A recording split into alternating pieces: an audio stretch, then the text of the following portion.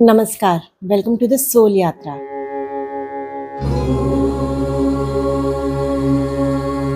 मैं नीलम, एक एस्ट्रोलॉजर और एक साइकोथेरेपिस्ट हूँ। तो आज के वीडियो में हम बात करेंगे केतु ग्रह के ऊपर कि अगर केतु ग्रह किसी प्लैनेट के साथ कंजंक्ट होके कुंडली के किसी भाव में बैठ जाता है, तो कैसे वो उस प्लैनेट के सिग्निफिकेटर्स को ना चेंज कर देता है। कैसे केतु का प्रभाव उस प्लैनेट पे कैसे कितना ज़्यादा हो जाता है। आज हम उन्हीं युतियों के बारे में बात करेंगे, उनसे रिलेटेड उपायों के बारे में बात करेंगे और आपको क्या करना चाहिए, कैसे वो आपकी साइकोलॉजी को भी इफ़ेक्ट करते हैं ना, इसके बारे में भी बात करेंगे। तो पहले तो ये जान लेते हैं कि केतु आखिर है क्या? तो राहु केतु की उत्पत्ति कैसे हुई? इस पौराणिक कथा के बारे में हम सब जानते हैं, मोस्टली सारे एस्ट्रोलॉजर्स जानते हैं। तो यहाँ तक की तो कथा सबको पता है कि कैसे भगवान विष्णु ने मोहिनी रूप में जब सबको अमृत पिला रहे थे और स्वरभानु नामक असुर ने वो अमृत चुपके से पी लिया, और जैसे उन्हें पता चला कि ये तो असुर है, तो उन्होंने अपने सुदर्शन चक्र से ना उसके सर को ना उसके धड़ से अलग कर दिया, और जो सर था वो बन गया राहु और जो धड़ था वो बन गया केतु। और मोस्टली जो हमारे दिमाग में रहता है वो क्या रहता है कि राहु ने वो अमृत पिया था और उसे उस अमृत का टेस्ट पता था, और केतु ने वो अमृत नहीं पिया था, तो इसलिए वो बहुत उसको उस टेस्ट के बारे में नहीं पता, उसे अमृत के बारे में कुछ नहीं पता। पर अगर आप उसे लॉजिकली सोचें कि अगर आप पानी पी रहे हैं, आपने पानी घूंट किया पिया, तो वो आपके गले तक नहीं रहेगा, वो आपके धड़ में इमीडिएट उतर जाएगा। और ऐसा ही कुछ ना स्वरभानु के साथ भी हुआ कि जैसे ही उसने अमृत पिया, अमृत उसके गले तक नहीं रहा, अमृत उसके धड़ तक उतर गया। और जैसे भगवान विष्णु को इसके बारे में पता चला, उन्होंने उसका सर उसके धड़ से अलग कर दिया, पर तब तक उस धड़ ने ना वो अमृत ले लिया था, पी लिया था। तो इसीलिए ना आप देखेंगे कि जो राहु है वो अमृत की तलाश पूरा वक्त करता रहता है, वो पूरा वक्त एक इल्यूजन में रहता है, पूरा वक्त किसी चीज़ की तलाश में रहता है, भटकता रहता है। इसीलिए वो एक भ्रम की स्थिति पैदा हो जा कर देता है, क्योंकि उसने उस अमृत का टेस्ट चख लिया था, उसे उसका टेस्ट पता था। अब वो उसके मुंह में टेस्ट रह गया, पर अमृत तो उसके मुंह में नहीं रहा ना, तो वो बार बार उस अमृत को पाना चाहता है, बार बार उसके लिए ना वो ढूंढता रहता है, हर जगह वो उस अमृत को पाना चाहता है। इसीलिए वो भटकता रहता है, इसीलिए वो भटकाव का कारक है। और वहीं पे धड़ जिसने अमृत ले लिया और रख लिया, उसके अंदर वो सेटिस्फेक्शन आ गई, वो पूरी तरह से संतुष्ट हो गया, क्योंकि अमृत तो उसी के अंदर आ गया ना। अब उसे किसी चीज़ की कामना नहीं रही, कोई इच्छाएं नहीं रही, वो प्योर अध्यात्म में चला गया। उसको ना वो मिल गया जो सारे देवता ढूंढ रहे थे, जो सारे देवता पाना चाहते थे। तो अब वो जो धड़ था वो केतु है। इसीलिए केतु भटकाव नहीं देता, केतु जो चीज़ करता है ना उसे पूरी अच्छी तरह झंडा गाड़ के करता है, पूरे मन से करता है, क्योंकि उसके अंदर भटकाव नहीं है। पर हाँ, वो डिटैचमेंट का भी कारक बन गया, क्योंकि जब जिसने अमृत ही ले लिया, उस धड़ ने अमृत ही ले लिया, वो अमृत लेके बैठा हुआ है, उसे अब किसी चीज़ की ज़रूरत नहीं है, उसे पूरे ब्रह्मांड की वो नेक्टर मिल गया, जिसके लिए हर कोई तपस्या कर रहा है, हर कोई पाना चाहता है, उसे तो वो ऐसे ही मिल गया। तो इसीलिए ना अब वो कहीं नहीं भटक रहा, वो वहीं बैठा है। तो इसीलिए जब भी वो किसी और के साथ रहता है, तो उसको भी उस जगह से, उस पर्टिकुलर कार्य से ना भटकाने का काम करता है, सॉरी, उस पर्टिकुलर कार्य से ना अलग करने का काम करता है, क्योंकि वो तो तृप्त हो चुका है, वो तो संतुष्ट है। अब उसे उस संतुष्टि पता है, उसे कंटेंटमेंट पता है कि मैं कितना कंटेंट हूँ, और वो चाहता है कि यही संतुष्टि ना सामने वाले को भी मिले। और यहीं पे जब वो किसी ग्रह की युति में आता है ना, सारी कन्फ्यूजन होनी शुरू हो जाती है, क्योंकि उन ग्रहों के पास वो नेक्टर नहीं है, वो अमृत नहीं है, वो तो इस जीवन में आए हैं और वो अपने काम करेंगे, उन कामों से के पीछे वो जाएंगे और उनको वो पाना चाहेंगे। पर अगर केतु उनके साथ बैठ जाता है, तो वो उन कामों को करने में ना रुकावट दे देता है, डिटैचमेंट दे देता है। तो आज का वीडियो ना सारा का सारा इसी के ऊपर है कि अगर केतु किसी और ग्रह के साथ बैठ जाता है, तो वो कैसे उसके कामों में ना दिक्कत ले आता है। तो ये तो पौराणिक कथा थी राहु केतु के बारे में। पर आपने एक चीज़ नोट की कि राहु के पास ना आँख है, यानी वो देख सकता है, वो सूंघ सकता है, वो सुन सकता है, वो टेस्ट कर सकता है, उसके पास दिमाग है, सब कुछ तो राहु के पास आ गया। केतु के पास क्या आया? तो केतु के पास ना छूने की शक्ति है, एहसास की शक्ति है, उसके पास हृदय है, यानी वो फीलिंग को महसूस कर सकता है, चीज़ों को छू के उन्हें फील कर सकता है। इसीलिए केतु जो है वो एक स्पिरिचुअल प्लैनेट है, वो इंट्यूटिव प्लैनेट है, क्योंकि अब केतु के पास बाहर देख के कुछ समझने की शक्ति नहीं बची है। वो बाहर की वर्ल्डी दुनिया नहीं देख रहा, ना उसे कुछ उसमें दिखाई दे रहा। अब वो विदिन जाता है, यानी वो ध्यान में जाता है, और ध्यान से ना वो किसी भी रैलम तक पहुंच सकता है। यानी अब उसे सिर्फ यही दुनिया नहीं देखनी, अब वो किसी भी दुनिया को छू सकता है। तो इसीलिए ना केतु को एक इंट्यूटिव प्लैनेट कहते हैं, इसीलिए वो स्पिरिचुअल प्लैनेट है, आध्यात्मिक प्लैनेट है। क्योंकि अध्यात्म के लिए ना आपके अंदर अ, एहसास होना चाहिए, आपके अंदर वो फीलिंग होनी चाहिए, प्रेम होना चाहिए, आपकी चीज़ों को महसूस करने की शक्ति होनी चाहिए, और इंट्यूशन भी इसी से आती है। तो इसीलिए ना केतु को हमारे नक्षत्रों की श्रेणी में ना सबसे आगे रखा गया है। केतु से ही जीवन शुरू होता है और केतु पे ही जाके खत्म भी हो जाता है। तो अगर केतु शनि के साथ किसी भी भाव में बैठ जाता है, तो शनि कर्मों के देवता हैं, कर्मों के ग्रह हैं, वो सारे कर्म करवाते हैं, और केतु डिटैचमेंट का है। तो ये कॉम्बिनेशन आप समझ रहे हैं कि एक तरफ तो शनि बोल रहे तुम कर्म करो कर्म करो, केतु बोल रहे रहने दो, कर चुके हो, ज़रूरत ही नहीं है ये सब चीज़ें करने की। तो ऐसे में ना क्या होता है कि ये लोग थोड़े आलसी हो जाते हैं, क्योंकि केतु ज़्यादा हावी हो रहा है इस पे। और इसकी वजह से क्या होता है कि ऐसे लोगों को जो कर्म करने होते हैं ना, जिनके लिए शनि आया हुआ है, वो काम नहीं कर पाते, वो करते नहीं हैं। सोचते बहुत होंगे पर वो करते नहीं हैं। और इस चक्कर में क्या होता है कि इनके जीवन में इन्हें बहुत सारी मुसीबतों का सामना करना पड़ता है।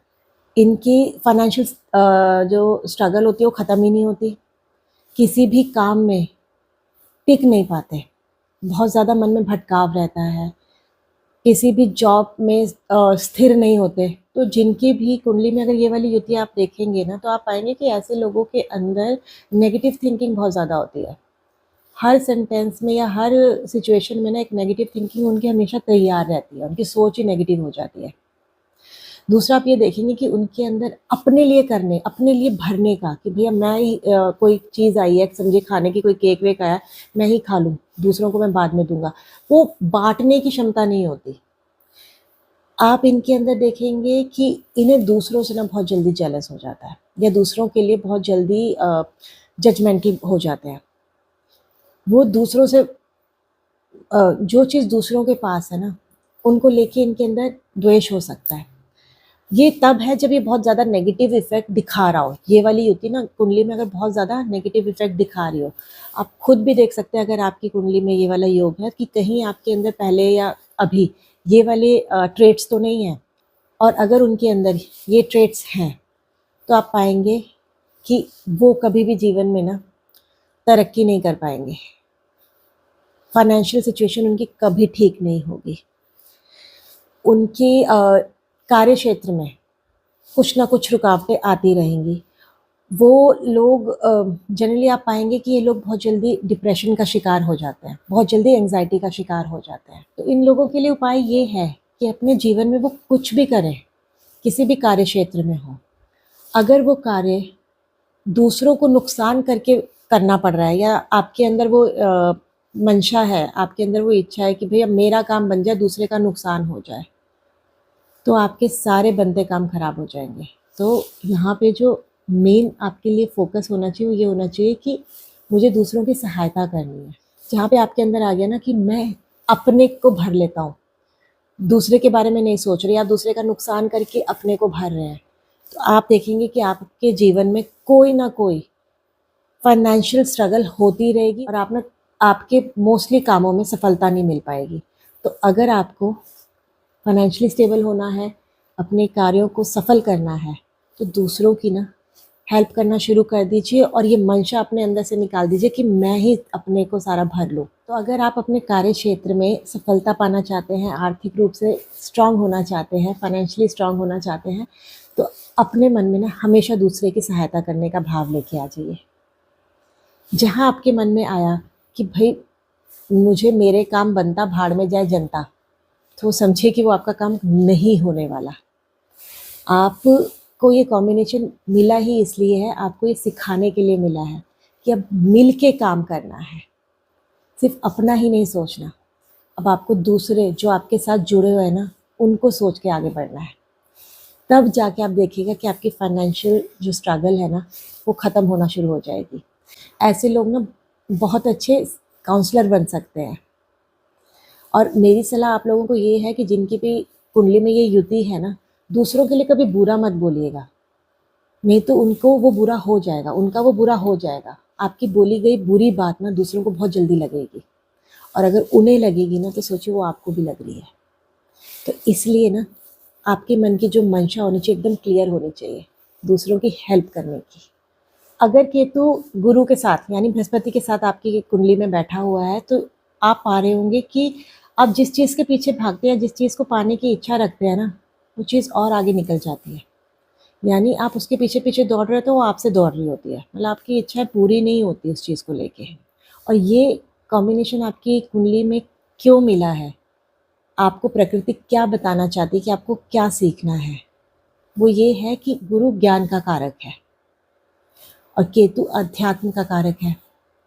तो ऐसे लोग आप खुद ही देखेंगे कि ऐसे लोग ना बहुत ज़्यादा स्पिरिचुअल होंगे, उनका रुझान स्पिरिचुअल नॉलेज लेने में बहुत होगा। पर जब भी वो भौतिक वर्ल्ड की चीज़ों के ऊपर यानी मटेरियलिस्टिक चीज़ों के पीछे भागने लगेंगे ना कि मुझे पैसा कमाना है, मुझे ये चीज़ चाहिए, मुझे वो चीज़ चाहिए, वो चीज़ें उन्हें आसानी से नहीं मिलती होंगी, मतलब उनकी इच्छाएं दब के रह जाती होंगी। तो इसका मेन रीज़न यही है कि जुपिटर और केतु आपको ये बता रहा है कि आपको सिर्फ अपना कर्म करना है, क्योंकि आपके अंदर एक अध्यात्म की ज्ञान देने की ना शक्ति है। आप दूसरों को बहुत अच्छी तरह समझा सकते हैं, उन्हें बहुत अच्छी तरह ज्ञान दे सकते हैं, क्योंकि भगवान ने आपको इतनी नॉलेज दे के भेजा हुआ है। और वहीं पे अगर आप किसी को नॉलेज नहीं दे रहे हैं, आप सोच रहे हैं कि नहीं मैं वो नॉलेज अपने तक ही रखता हूँ, अगर किसी को पता चल गया तो वो जनरली क्या करेंगे कि मेरी नॉलेज के ऊपर कॉपीराइट लगा के खुद की नॉलेज बना लेंगे। ये चीज़ें आती होंगी दिमाग में कि कहीं मेरा बनाया हुआ फॉर्मूला या मेरी इन्वेंशन कोई और ना ले ले। पर जब ये कॉम्बिनेशन मिलता है ना, उसका मतलब यही होता है कि तुम्हें तो सिर्फ अपना काम करना है। जैसे गौतम बुद्ध ने सबको नॉलेज बांटी, जो उन्होंने पाया, उन्होंने कैसे बुद्धत्व को पाया, क्या मार्ग उन्होंने चूज़ किया, वो उन्होंने दूसरों को बताया कि बाकी उनकी मर्ज़ी कि उन्हें उस मार्ग में जाना है कि नहीं जाना, पर उन्होंने वो चीज़ें सबके सामने खुल के बताई। वो एक अध्यात्म गुरु की तरह आ गया है। जैसे श्री कृष्ण ने गीता का सारा सार बिना किसी मोटिव के अर्जुन को दे दिया। मेन मकसद क्या था कि अर्जुन का भला हो जाए, उसे समझ आ जाए। कहीं पे भी गौतम बुद्ध ने, श्री कृष्ण ने ये डिमांड नहीं की कि मैं जो बता रहा हूँ तो मुझे इसके बदले में क्या देंगे ये सब, उनका उससे कोई मतलब नहीं था। तो ये युति आपको यही बता रही है कि आपके पास जो भी ज्ञान है ना, उसे बांटना शुरू कीजिए। जब तक आप उस ज्ञान को बांटेंगे नहीं, तब तक आपकी जो मटेरियलिस्टिक डिज़ायर्स है ना, वो पूरी नहीं होंगी। तो इस युति का मतलब ही यही है कि आप अपना काम करें और उसे छोड़ दें, उसके पीछा करना छोड़ दें, यानी उसका रिजल्ट के पीछे मत भागिए, अपना 100% दे दीजिए और सब कुछ परमात्मा पे छोड़ दीजिए। फिर देखिएगा कि कैसे आपके कार्य बनने शुरू होंगे, कैसे वो सब चीज़ें आपको मिलना शुरू हो जाएंगी जो आप डिज़र्व करते हैं। वैसे तो इस कॉम्बिनेशन के लोगों को आप पाएंगे कि ये लोग ना चीज़ों के पीछे पड़ते नहीं हैं, बहुत ज़्यादा किसी चीज़ के पीछे भागते नहीं हैं। उनके अंदर एक कंटेंटमेंट होती है, संतुष्टि होती है, पर फिर भी उनकी बहुत छोटी छोटी इच्छाएं होती होंगी ना, अगर वो भी पूरी नहीं हो रही तो आप ना दूसरों को अपना ज्ञान बांटना शुरू कर दीजिए, बिना किसी स्वार्थ के, बिना किसी मैं के, क्योंकि ज्ञान बांटने से और बढ़ता है, कम नहीं होता। अगर केतु मंगल के साथ बैठ जाता है, पहली बात तो ये कि मंगल क्या है, मंगल एक उग्र प्लैनेट है, अग्रेसिव प्लैनेट है। और अगर ये प्लैनेट आपकी कुंडली में अच्छी अवस्था में है, अच्छी स्थिति में है, तो यही प्लैनेट ना आपको ऊंचाइयों तक ले जा सकता है, क्योंकि ये एक्शन का प्लैनेट है, मोटिवेशन का प्लैनेट है, ये आपकी फिजिकल स्ट्रेंथ का प्लैनेट है। तीनों चीज़ें जो आपको एक सफलता के लिए, सक्सेसफुल होने के लिए चाहिए ना, वो ये मार्स देता है। इसके बगैर ना आप कुंडली में कुछ नहीं कर सकते। पर वहीं पे अगर इसकी अवस्था अच्छी नहीं है, बहुत ज़्यादा पीड़ित है, या ये केतु के साथ बैठ गया, तो अब ये क्या कर रहा है, जो चीज़ें अभी आपको एक अच्छी ऊंचाई पे ले जाने का काम कर रही थी ना, अब उन्हीं की वजह से आपके रिलेशन खराब हो जाएंगे, क्योंकि अब हर चीज़ ना वो 200% एक्टिव कर चुका है। ये इसलिए ज़्यादा अग्रेसिव हो जाती है क्योंकि केतु को भी ना शास्त्रों में मंगल का ही दर्जा दिया हुआ है, ये मंगल जैसा है। अब देखिए, दो मंगल एक साथ बैठ गए हैं, तो जो इंसान 100% एक काम गलत कर रहा था, वो 200% करना शुरू कर देगा। तो इस पर्टिकुलर कॉम्बिनेशन की वजह से आप देखेंगे कि ऐसे लोगों के ना रिलेशन अच्छे नहीं होते, उनमें सेपरेशन हो जाता है। ऐसे लोग बहुत ज़्यादा अग्रेसिव हो जाते हैं, वो फिजिकली भी अग्रेसिव होते हैं, वो वर्बली भी बहुत ज़्यादा अग्रेसिव होते हैं। अब ऐसा इंसान किसी से भी रिलेशन रखे, चाहे वो घर का, फैमिली वालों से हो, हस्बैंड वाइफ का हो, फ्रेंड से हो, उसकी अनबन उन लोगों से चलती रहती है, क्योंकि वो सोचते नहीं है, वो सिर्फ एक्शन ले लेते हैं, और वो एक्शन नॉर्मल एक्शन नहीं होता, वो अग्रेसिव एक्शन होता है। तो जिसकी वजह से ना लोग इनसे थोड़ा दूर रहना ज़्यादा पसंद करते हैं। तो अगर आपकी कुंडली में इस तरह का योग है और इस तरह के आपको ट्रेट्स अपने अंदर दिखाई दे रहे हैं, तो आपके लिए ना दो रामबाण उपाय हैं। एक तो पहले ये कि आप ये मंत्र अपना लीजिए कि थिंक बिफोर स्पीकिंग, बोलने से पहले सोचना ज़रूरी है, जो कि आपके लिए डिफ़िकल्ट होगा, पर ये प्रैक्टिस में लाना होगा, इसे बार बार अपने अंदर दोहराना होगा। Think before speaking, think before talking. किसी को भी रिप्लाई करने से पहले एक बार सोच लीजिए। और अगर ये नहीं हो पा रहा तो दूसरा मंत्र ये होगा कि अगर आपको बहुत गुस्सा आ रहा है, तो आप ना टाइम आउट ले लीजिए, यानी कि उस जगह से चले जाइए, ठंडा पानी पीजिए और फिर सोचिए। थिंक बिफोर टॉकिंग, ये आपको करना पड़ेगा, ये आपको सीखना पड़ेगा। नहीं तो इन लोगों के अंदर अग्रेशन की वजह से ना बहुत ज़्यादा ये लोग हाइपर हो जाते हैं, इन्हें अपने ऊपर कंट्रोल नहीं रहता। और फिर क्या होता है कि जब सिचुएशन ख़राब हो जाती है, रिलेशन उनसे दूर चले जाते हैं, तो उसके बाद इन्हें रियलाइज़ होता है कि इन्होंने कुछ गलत कर दिया। तब तक ना सिचुएशन इतनी ख़राब हो जाती है कि रिलेशन और लोग इनसे दूर हो जाते हैं, और बाद में ये अकेले रह जाते हैं। तो आपके लिए यही दो रामबाण है कि थिंक बिफोर टॉकिंग और टाइम आउट ले लीजिए। ये करना आपके लिए बहुत ज़रूरी है, कि ऐसे लोगों के अंदर दूसरों के लिए ना ग्रजेस बहुत होते हैं, वो लोग पाल लेते हैं कि उन्हें ऐसा लगता है कि इसने मेरे साथ ऐसे किया ना, अब तो मैं इसे कभी ज़िंदगी भर माफ़ नहीं करूँगा, या मैं इससे बदला लेके रहूँगा या रहूँगी। तो इनके अंदर ये जो ग्रजेस वाली फीलिंग है ना, ये इनको सेटल होने ही नहीं देती।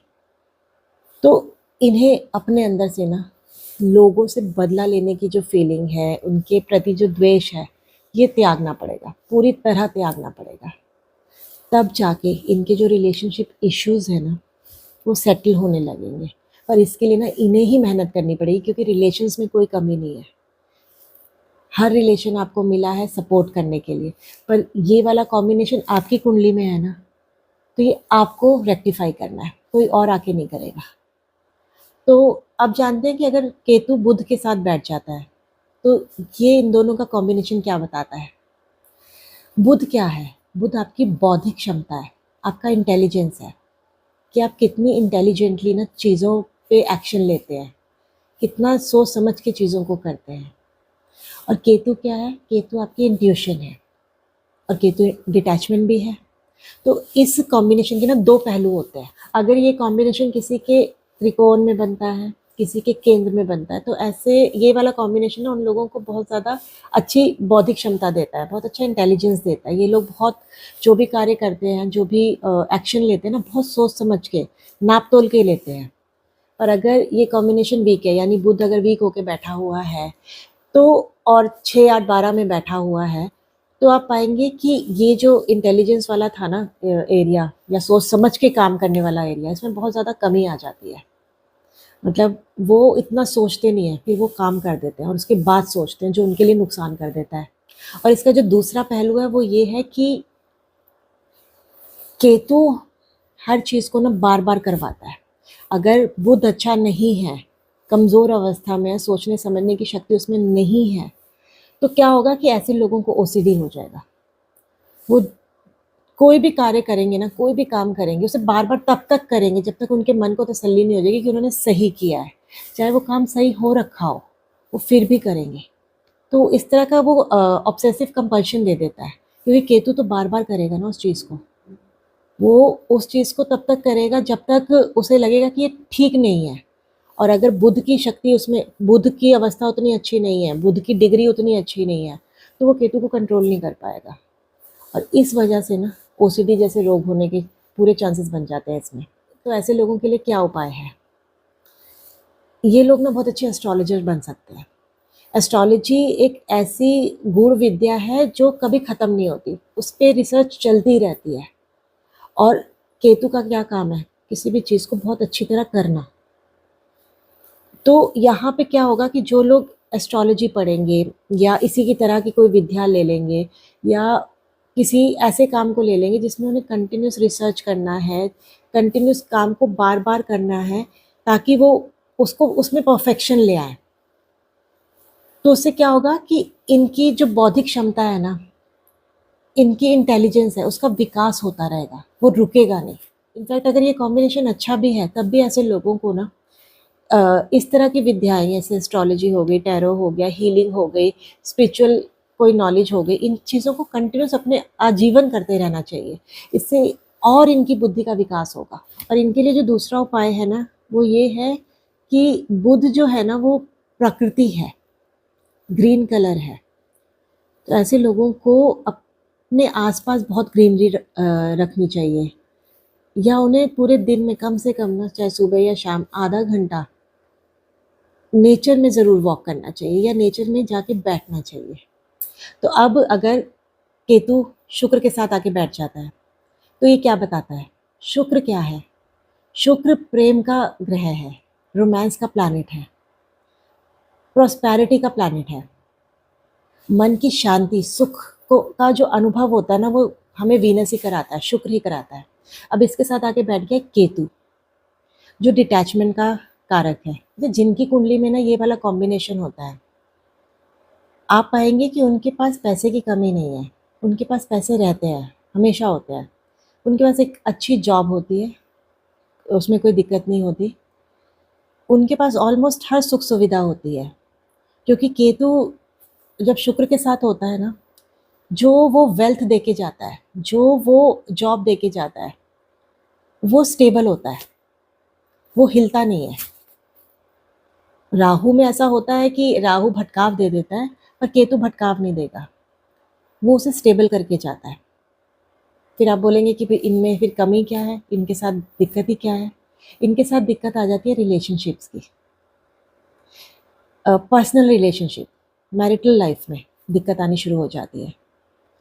और उसका रीज़न ये है कि ये लोग तो अपने जीवन में बहुत संतुष्ट हैं।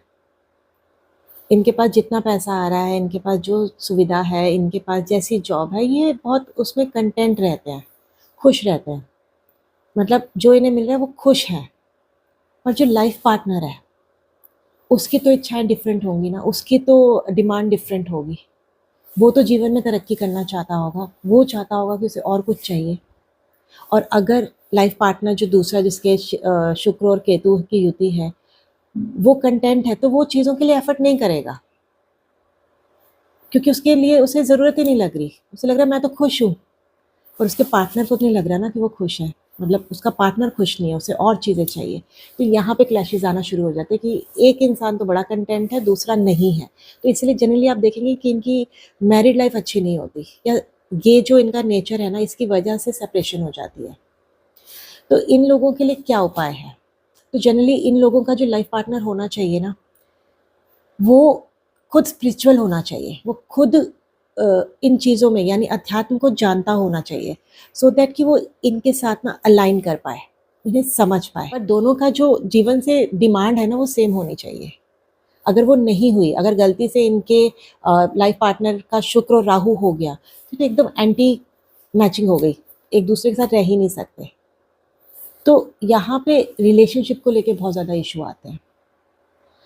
दूसरा ये है कि अगर आपको पता है कि भई आपकी कुंडली में ये वाला कॉम्बिनेशन है, तो अब आपको अवेयर हो जाना चाहिए कि अब आपको अपने से उठकर दूसरों का भी सोचना है। यानी अभी तक आप अपने लिए सोच रहे हैं ना कि मैं तो खुश हूँ, मुझे तो इससे ज़्यादा पैसे की ज़रूरत नहीं है, मुझे तो इससे ज़्यादा सुख सुविधा की ज़रूरत नहीं है। और हो सकता है कि आप अपने लाइफ पार्टनर को या घर में लोगों को कहते हो यार सब कुछ तो है, तुम्हें तो समझ ही नहीं आता, तुम्हारी तो डिमांड ही पूरी नहीं होती। तो अब आपको इस चीज़ को सोचना पड़ेगा कि ये कंटेंटमेंट आपके अंदर है, आपकी कुंडली में है, उनकी में नहीं है। और अगर आप ही ब्रेड अर्नर हैं, आप ही पैसा कमा के ला रहे हैं, तो डेफ़िनेटली वो आप ही से डिमांड करेंगे। तो उस समय ना अपने आप से उठ के दूसरों के लिए सोचना शुरू करना होगा कि अगर आप सन्यासी नहीं हैं, आप किसी तरह के मतलब आपने चलिए शादी नहीं की, अगर आपके ऊपर कोई रिस्पॉन्सिबिलिटी नहीं है, तब तो ये बहुत अच्छा है आपके लिए। और अगर ये सब चीज़ें आपके साथ चल रही हैं, तो अब आपको अपनी रिलेशनशिप को बचाने के लिए ना एफ़र्ट्स डालना शुरू करने पड़ेंगे। अपने से उठकर दूसरों के बारे में सोचना होगा कि आप तो खुश हैं, पर जो आपके साथ हैं, उन्हें क्या चाहिए, अब उनके बारे में सोचना होगा। तो आप लोगों को ना अपना वीनस स्ट्रॉन्ग करना पड़ेगा। अगर ये मेल की कुंडली के लिए स्पेशली है कि अगर आपकी शादी हो रखी है, तो आपको अपनी वाइफ़ को ना रिस्पेक्ट देना होगा, उसके विचारों को रिस्पेक्ट देना होगा, उसके शूज़ में घुस के उसके बारे में सोचना होगा कि उसकी क्या डिमांड है। और एक-दूसरे के साथ कम्युनिकेशन रखिए, अपनी इच्छाएँ एक-दूसरे के सामने बताइए। और अपनी लाइफ में जहाँ पे आपको लग रहा हो कि भई मैं तो कंटेंट हूँ, मुझे किसी चीज़ की ज़रूरत नहीं है, तो उस जगह ना अपने पार्टनर को ले आइए और उससे पूछिए कि अब उसको कैसे चलाना है, अब उसे क्या करना है। तो अगर द मिनट आपको अपने लाइफ पार्टनर का सपोर्ट मिलने लगेगा ना, तो आपकी रिलेशनशिप के जो इश्यूज़ हैं ना, आपके जो मैरिड लाइफ से रिलेटेड इश्यूज़ हैं, ये सॉल्व होने लगेंगे क्योंकि इस कॉम्बिनेशन में ना इंटीमेसी से रिलेटेड इश्यूज़ भी बहुत आते हैं। तो उसके लिए ना आप किसी अच्छे डॉक्टर को भी दिखा सकते हैं। तो ये तो था मेरा आज का केतु के ऊपर वीडियो। अगर आपको मेरा ये वीडियो पसंद आया तो प्लीज़ इस चैनल को सब्सक्राइब कर लीजिएगा, बेल आइकॉन ज़रूर दबा दीजिएगा और इस वीडियो को एक लाइक ज़रूर दे दीजिएगा। दूसरों के साथ भी शेयर कीजिएगा। अब मैं आपसे मिलूँगी अगले वीडियो में, तब तक के लिए सदा खुश रहिए, मुस्कुराते रहिए और स्वस्थ रहिए। धन्यवाद।